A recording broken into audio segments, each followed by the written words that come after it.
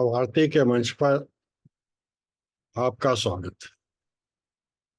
क्या कहना यह है कि सर गिरते हैं सर सवार ही मैदान जंग में। नहीं समझता कि असफलता के बाद सफलता नहीं मिलती है।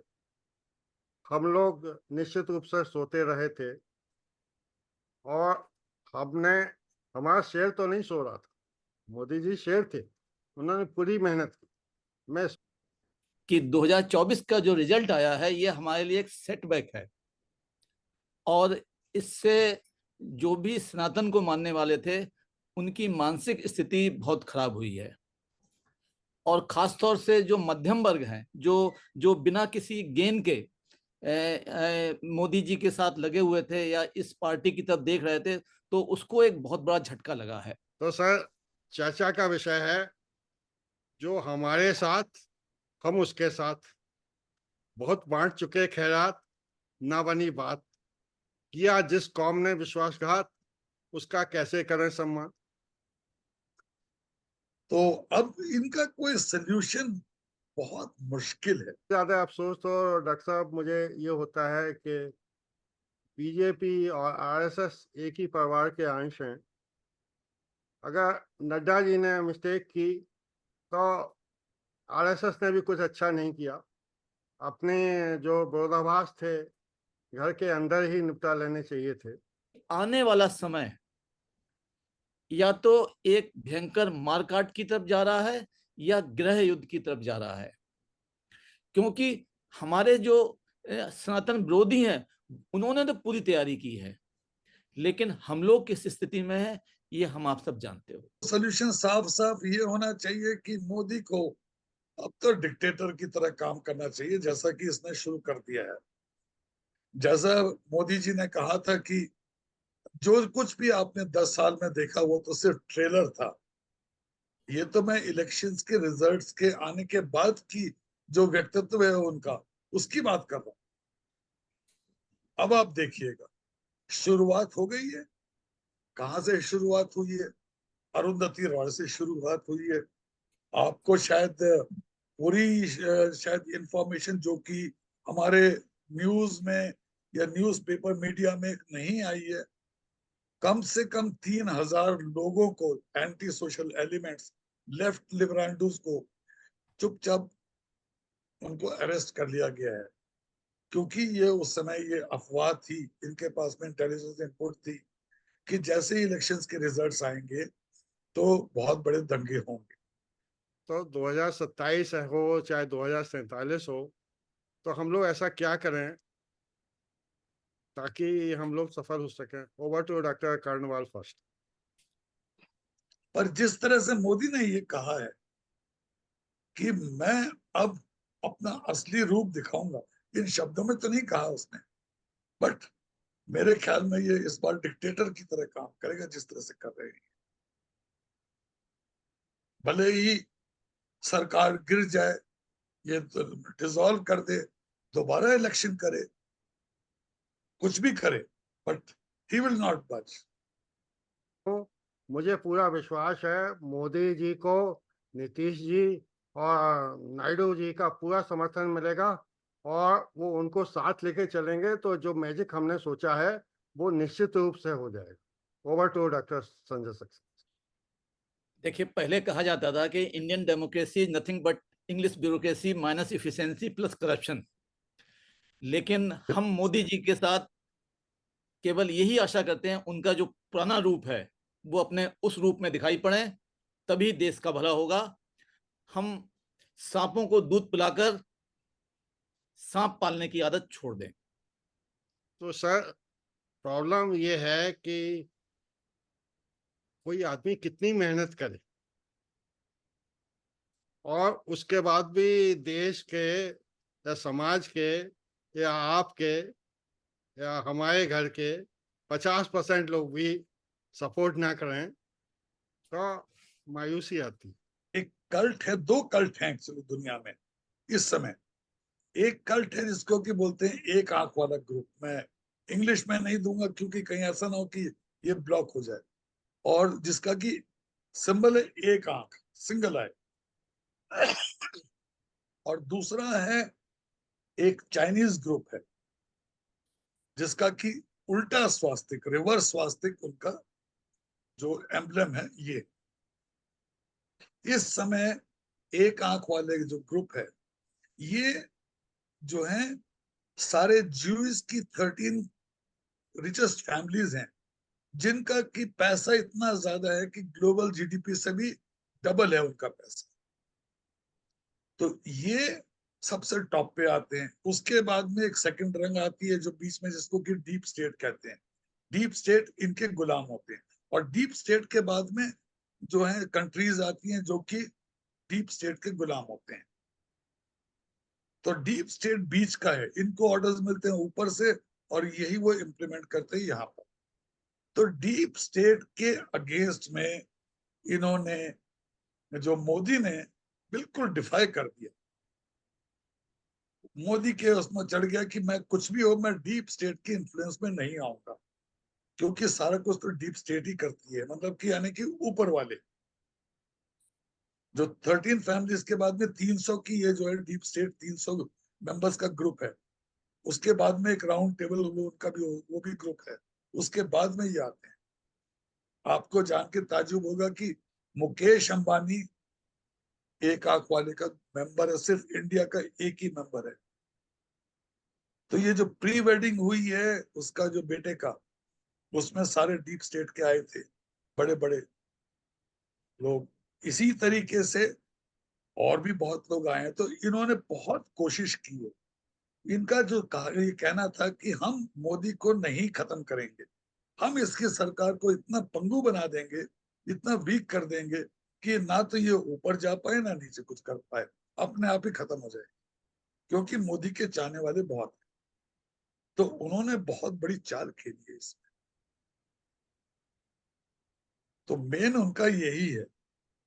आप ये समझ सकते हैं कि अमेरिका का जो प्रेसिडेंट है वो है ये एक आंख वाले का फ्रंट मैन, यानी कि गुलाम, यानी कि कठपुतली।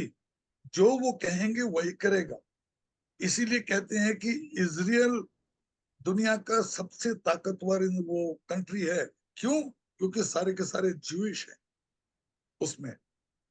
तो इस समय दोनों कल्ट्स में लड़ाई हो रही है, चाइनीज कल्ट में और एक आंख वाले में। जो लड़ाइयां जो चल रही हैं इसी की तो, डोमिनेंस की तो चल रही है लड़ाई, और किस चीज की चल रही है। तो वो चाहते हैं कि अपनी ही रिट चलाएं, उन्हें सिर्फ पैसे से मतलब है। चाहे वो रॉथस्चाइल्ड हो, चाहे रॉकफेलर फाउंडेशन हो, चाहे फोर्ड फाउंडेशन हो, ये सारे के सारे डीप स्टेट से भी ऊपर वाले हैं। तो ये जो मेन जो 3-4 कारण है जिसकी वजह से ये हुआ है। मैं मोदी जी में देख रहा हूँ कि हाँ, जब से ये रिजल्ट आए हैं 272 का आंकड़ा भी पार नहीं कर पाए हैं, तब से उनके चेहरे में वो चमक, वो कॉन्फिडेंस लेवल उनकी फॉरेन विजिट में भी घटी हुई दिखाई देती है। सर, जिसको देश में सम्मान मिलता है वही बाहर भी सम्मान कमा पाता है। ये जो मैसेज गया है बहुत गलत गया है। मगर सर मुझे ये लगता है कि ये टुकड़े टुकड़े गैंग का जो साथ देते हैं, जो 100 अच्छाइयाँ भी नहीं देख पाते हैं, और गलबैया जो पूरी तरह भ्रष्ट पार्टी हैं या भ्रष्ट नेता हैं, उनके साथ करते हैं। तो जब तक यूसीसी एनआरसी नहीं लाएगा तब तक हम एक जो समुदाय है उसको हम न्यूट्रलाइज नहीं कर पाएंगे। अभी मैंने 3-4 दिन पहले ही मेरे पास में एक हमारे डॉक्टर कुलदीप दत्ता हैं यहाँ पर। वो सबसे पुराने, सबसे मतलब ओल्डेस्ट फिजिशियन है यहाँ पे, कम कार्डियोलॉजिस्ट। उनका मैं एक सुन रहा था कि उत्तराखंड में इस समय जो मुस्लिम पॉपुलेशन है 59% हो गई है। 59%। क्या हालत होगी बताइए। ये जो जातियों में ये समाज जो डिवाइड हुआ है, और पढ़ा लिखा समाज भी काफी अच्छी परसेंटेज में हम लोगों के साथ नहीं है। इसके बारे में कुछ चिंतन मंथन करने की आवश्यकता है। हम लोगों ने इतना प्रयास किया, उसके बावजूद भी हम लोग असफल रहे। कि जब आपको याद हो, मोदी जी ने अपने शुरुआत के टर्म में कहा था कि हमारे जो लोग हैं वो बहुत खतरनाक लोग हैं। अगर आपको याद हो, शायद फर्स्ट टर्म में कहा था। क्योंकि हमारे देश में डेमोक्रेसी है। अगर आप एक बहुत बड़े इंटेलेक्चुअल ग्रुप से बात करेंगे तो उसको ये नहीं मालूम होगा डीप स्टेट क्या है, एक आंख वाला कौन है।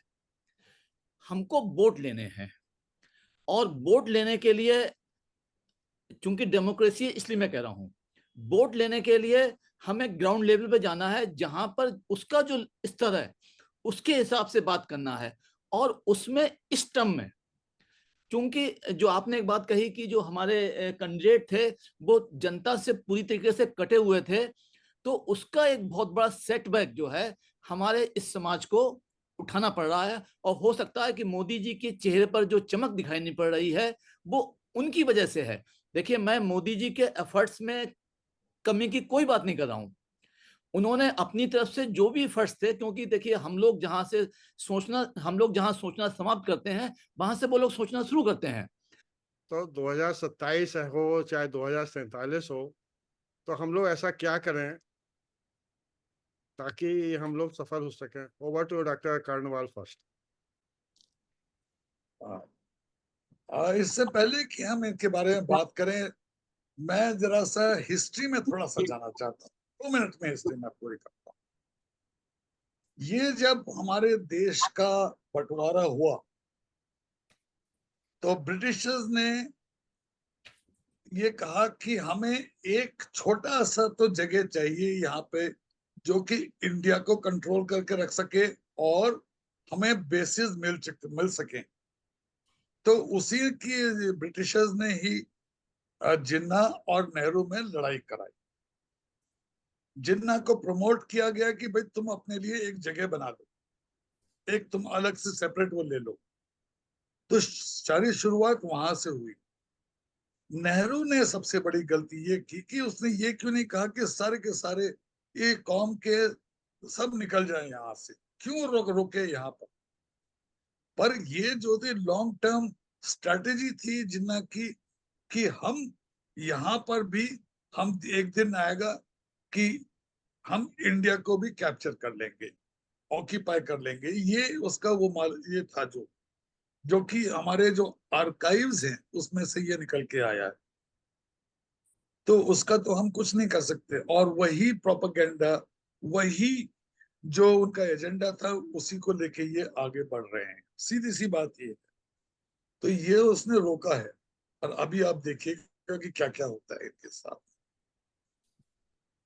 तो डॉक्टर संजय साहब मेरे से ज्यादा इन इन विषयों में दक्ष हैं, क्योंकि मैं तो फौजी आदमी था। फौज में तो हमें वही था कि सब धर्म हमारे नाम, धर्म कोई नहीं थे हमारे।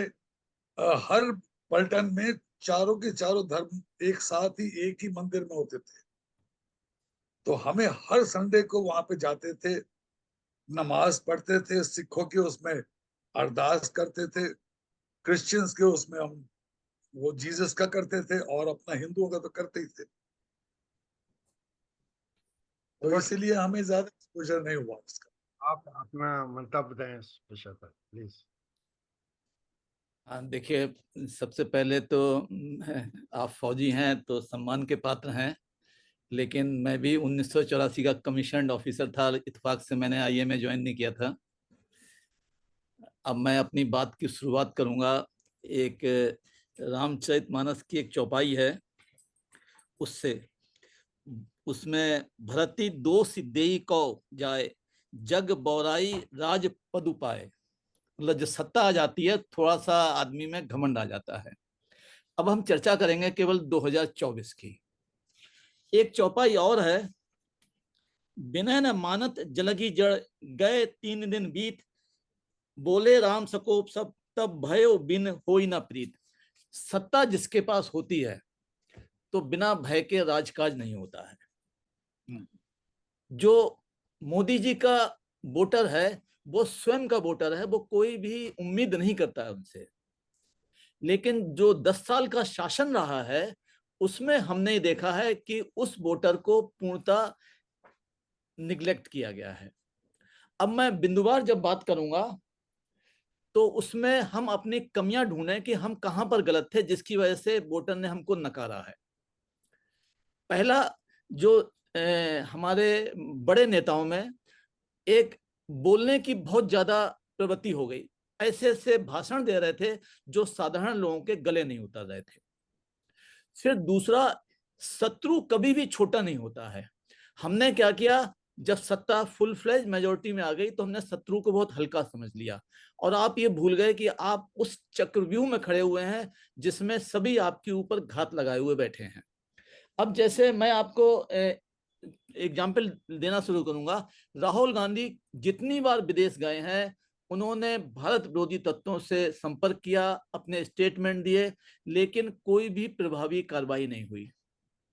बीजेपी का कोर वोटर जो अयोध्या से जुड़ा हुआ था, जिन राम भक्तों के ऊपर गोलियां चलवाई गई थी, उस व्यक्ति को मोदी सरकार ने जब पद्म भूषण दिया था तो लोगों के मन में बहुत ही पश्चाताप था कि हमने एक ऐसी सरकार चुनी है जो राम भक्त कहलाती है, लेकिन वो राम द्रोहियों को पद्म भूषण से नवाज रहे हैं। फिर उसके बाद उसी सरकार ने उनके विरुद्ध एक केस चला था आय से अधिक संपत्ति का, जो कांग्रेस के नेता ने सुप्रीम कोर्ट में दायर किया था, उसको भी क्लीन चिट मिल गई। 7 साल पहले मोदी जी इलाहाबाद गए थे, उन्होंने कहा था कि यूपीएससी कांड की, जिसमें सपा के बड़े नेता उसकी गिरफ्त में थे, सीबीआई जांच होगी। 7 साल तक सीबीआई चुप बैठी रही। रिवर फ्रंट घोटाला, सीबीआई चुप, और जो लोग उसमें इन्वॉल्व थे उनको लखनऊ में मुख्यमंत्री के बाद सबसे बड़ा बंगला दे दिया गया है, उनसे दोस्ती निभाई जा रही है।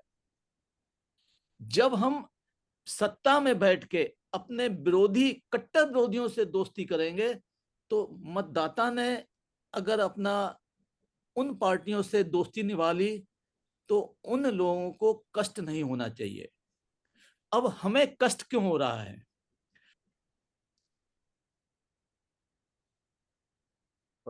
जैसा आपने कहा था, एक चीज बोली आपने, दो तीन चीजों को मैं आपके जो आपके वक्तव्य हैं उसमें एक जो था कि बीजेपी को हमेशा अप्रोक्सीमेटली 37% मिलते रहे हैं वोट्स, ठीक है, जो कि औसतन यही था जिसमें भी जीती रही है। तो इस बार भी अप्रोक्सीमेटली 37% मिले। पहली बात तो ये है। जहां तक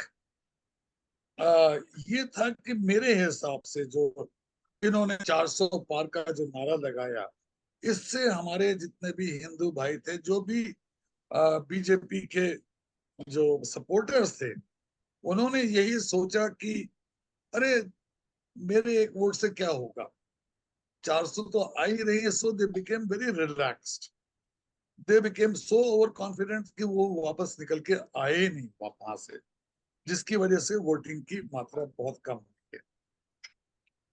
तीसरी चीज इस बार जो है कि ये जो ऑपोजिशन पार्टीज ने ये MY और ये M और पिछड़ी जाति जो है, इनको इन्होंने कंसोलिडेट किया। कैसे किया? साम दाम दंड भेद से किया। तो तीन चीजें तो ये हो गई। जो चौथी चीज मोस्ट इम्पोर्टेंट है कि जो कुछ जैसे कि इसमें आ रहा है जितनी भी न्यूज मीडिया में, कि बहुत सारे जो जिनको कैंडिडेट्स थे, जिनको की टिकट दिए गए, उन्होंने सोचा कि भाई अब तो मोदी के चेहरे से वो हमें वोट मिल जाएंगे, तो हमें क्या करने की जरूरत है।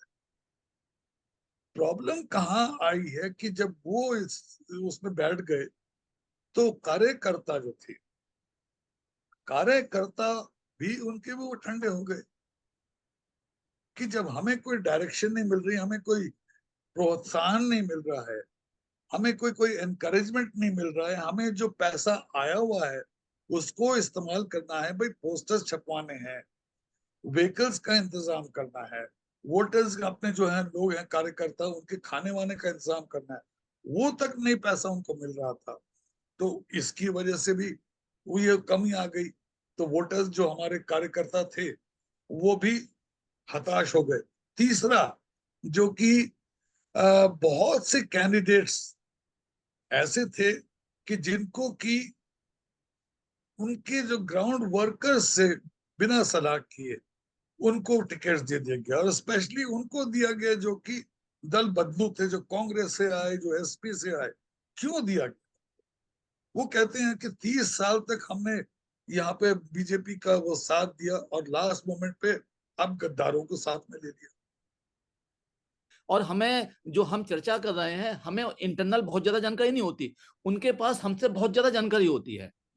तो उनके पास जानकारी होने के बाद भी, और एक ऐसा संघर्ष जो हम लोग 500 साल से लड़ रहे थे, जिसमें अयोध्या की गलियों में जाने कितनी बार रक्तपात हुआ, उस जगह से बीजेपी का हारना, ये हमारी भावनाओं को ठेस पहुंचा रहा है। तो अभी हम उन भावनाओं से उठ के ऊपर नहीं आ पाए हैं। आप विश्वास नहीं करेंगे कि लगभग 1 हफ्ते से ज्यादा हो गया है, मैं अपने आप को स्वस्थ नहीं महसूस कर पा रहा हूं। इतना जबरदस्त शौक लगा है कि मोदी ने सब कुछ दिया। भाई आप देखिए, किसी आम व्यक्ति के लिए भोजन फ्री, बाकी सुविधाएं फ्री। तो इस देश की जनता, जिसको सुभाष चंद्र बोस ने बिफोर इंडिपेंडेंस कहा था कि इस देश में 50 साल डिक्टेटरशिप चाहिए, क्या हम उसी के पात्र हैं? या अंग्रेजों ने जिस तरीके से 200 साल हमारे ऊपर राज किया, क्या हम उसी के पात्र हैं? क्या हम एक अच्छे आदमी को, देखिए मोदी जी का अभी तक का जो 10 साल का कार्यकाल है, उनका चरित्र कहीं पर भी दाग वाला नहीं रहा है। भाई उन्होंने सबको साथ लेकर चलने की बात कही है और विश्व स्तर पर अपनी एक पहचान बनाई है।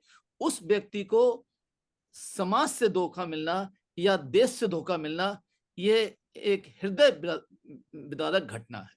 मतलब मैं केवल ये कहना चाह रहा हूँ, ये सोच के, पर जो है ना, हाँ जी, आप बोले बोले, हाँ, आप ये जो बोले। सोच के ना, ये कष्ट होता है कि इस समाज का, जिसके लिए एक कोई नेता ऐसा मिला है जो 100% ईमानदार है, उसका कोई परिवार नहीं है, जो ही कहता है कि हम समाज के लिए काम कर रहे हैं 24/7, उसको इतना बड़ा सेटबैक, तो दूसरा मोदी कैसे आएगा? सर आपका बिल्कुल कहना सही कह रहे हैं आप, पर इसमें जो है, सॉरी, मैं एक बहुत, मैं इससे पहले भूल जाऊं, अयोध्या के बारे में ही मैं बात करना चाहता हूँ। ये हम लोगों ने एक वो बना लिया है, क्या नाम है, कि बस एक हमने अपने आप को फोकस किया है कि अयोध्या के ऊपर में। अयोध्या में थोड़े से कुछ ड्रॉबैक्स थे कि हमने लल्लू सिंह या लल्लन सिंह जो भी था उसको थर्ड टाइम टिकट दिया, और वो उसने कोई काम नहीं किया वहां पर, ठीक है। और उसने जितने भी वर्कर्स थे उनका तिरस्कार किया। पर आपको ये जानकर ताज्जुब होगा, शायद आपने भी सुना होगा इस बात को, कि वो अयोध्या कोई कॉन्स्टिट्यूएंसी नहीं है। हम मालूम है उसको सर। पूरी कॉन्स्टिट्यूएंसी में 5 हैं, 5 5 में से अयोध्या एक है। और जो स्टैटिस्टिक्स के हिसाब से जितनी भी कटुता थी लल्लू सिंह के अगेंस्ट में, उसके बावजूद भी अयोध्या में उतने ही वोट पड़े हैं, परसेंटेज वोट पड़े हैं जितने कि हमेशा पड़ते रहे हैं। परेशानी कहाँ हुई है? बाकी 4 जो फैजाबाद कॉन्स्टिट्यूंसी में जो बाकी थे वहां पे पड़ी है, जहां पे कि मुस्लिम्स और यादव्स ने मिलके जो है उन्होंने वोट परसेंटेज हमारी गिरा दी, बीजेपी की। तो इसीलिए अगर हम इन टोटलिटी देखेंगे तो अयोध्या वालों ने कुछ नहीं किया।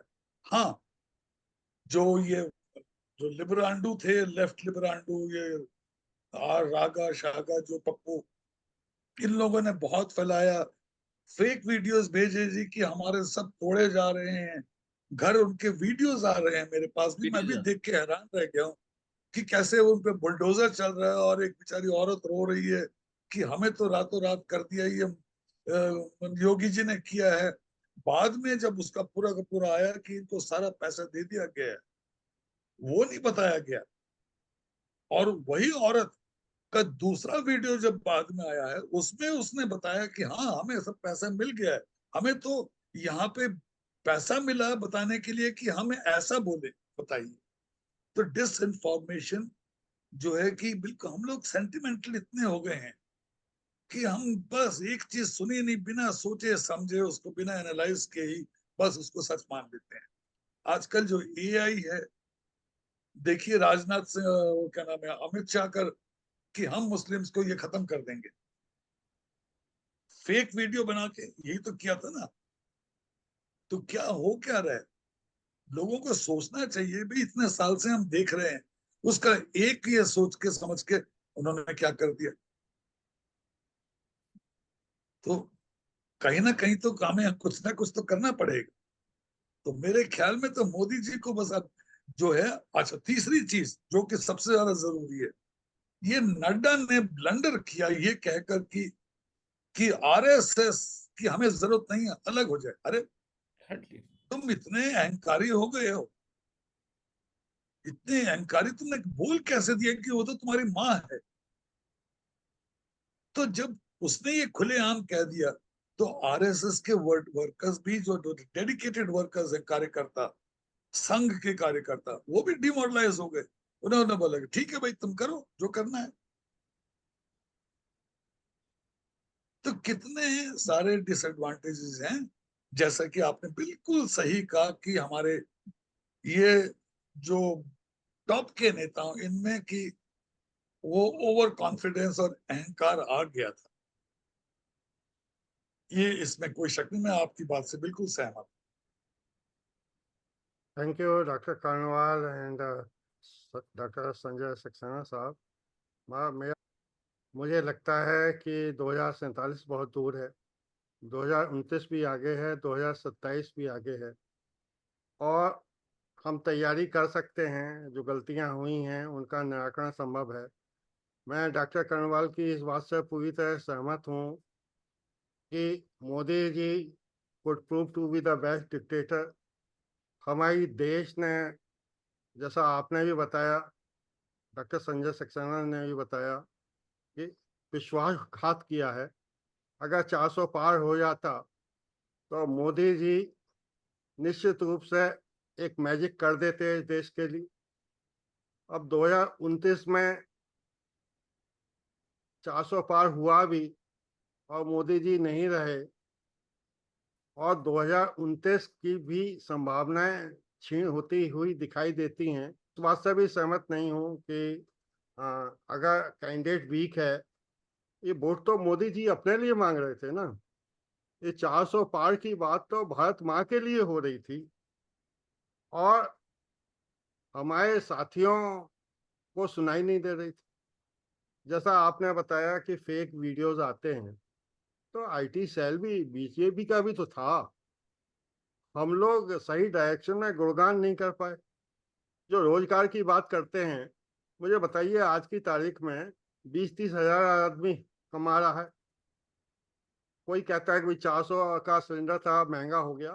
तो मैं ही कह रहा हूँ कि उस जमाने में 2000 रुपये पगार मिलती थी। अब एक एवरेज आदमी, ऑफिस का चपरासी भी 30 हजार रुपये कमा रहा है, उससे ज़्यादा कमा रहा है। रोजगार करने की इच्छा होनी चाहिए, मेहनत करने की इच्छा शक्ति होनी चाहिए। रोजगार की तो कोई कमी नहीं है। जैसे जैसे डेवलपमेंट बढ़ेगा, पगारें बढ़ती जाएंगी, तो महंगाई की निश्चित रूप से चिंता नहीं करनी चाहिए। हर एक के पास 2-2 गाड़ियां हो चुकी हैं। तो वैसे आप, मैं तो समझता हूँ डॉक्टर साहब, आप दोनों एक एक कमेंट इस बारे में करिएगा कि ये डिक्टेटरशिप ही विकल्प है। हाँ, मुझे तो ऐसा ही लगता है कि डेमोक्रेसी में तो ये कब तक हम लोग पैर छूते रहेंगे ऐसे लोगों की जो गलबैयां करते हैं, उन लोगों के साथ जो देश के सगे नहीं। Over to doctor Karnwal. देखिए जी, एक कहावत है कि घायल शेर नॉर्मल शेर से ज्यादा घातक हो जाता। दुनिया भर ने, हमारे पूरे देश ने, हमारे पूरे विपक्ष ने मोदी की धैर्य की परीक्षा 10 साल में जितनी ली है, और मोदी चुप था।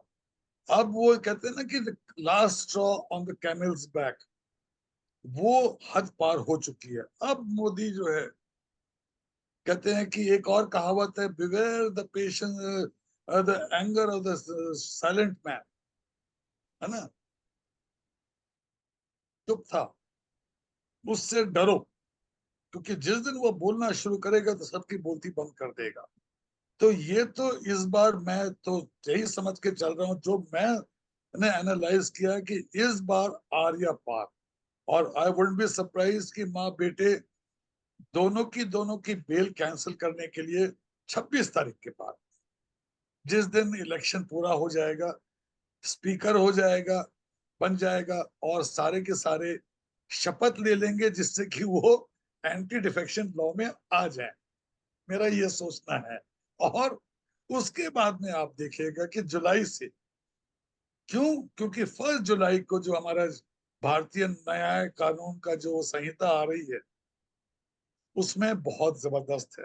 उसमें पूरी जुडिशरी के लिए टाइम फ्रेम दे दिया गया है कि 1 साल के अंदर आपको निपटाना है। अगर आपने नहीं निपटाया तो आपके अगेंस्ट में इंक्वायरी हो जाएगी।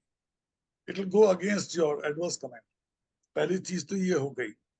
दूसरी चीज, अब मोदी को खोने के लिए क्या बचा है? देख लिया उसने। अब वो कहते हैं कि मैं तो जो भी करूंगा मैं ऐसा करके जाऊंगा कि बस चाहे कोई कुछ भी कर ले मेरा। तो इस बार जो है आप देखिएगा कि यूआरसी, यूसीसी, सीएए, और साथ में ये भी होना चाहिए, मैं तो ये कहता हूं मोदी जी से, कि जो आपका जो एहसान नहीं मान रहा है, जो अपने आप को एक अलग समुदाय में रख के सोच रहा है, जो कि देश के हित में नहीं काम करता है, उसको आप सारे के सारी जो फैसिलिटीज जो दी जा रही है उसमें से आउट कर दीजिए। चाहे कुछ भी हो, ये तो मजाक बना दिया। इस पे आते हैं, वो वीडियो आ रहा है, लेडी से पूछा, भाई आपको मोदी ने घर दिया? हाँ दिया। गैस दी? हाँ दिया। पानी का कनेक्शन दिया? हाँ दिया। आपको वो घर में पैसे आ रहे हैं हर महीने? हाँ आ रहे हैं।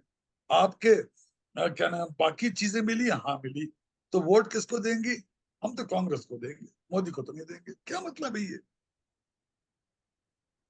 तो ऐसे लोगों के साथ में यही करना पड़ेगा।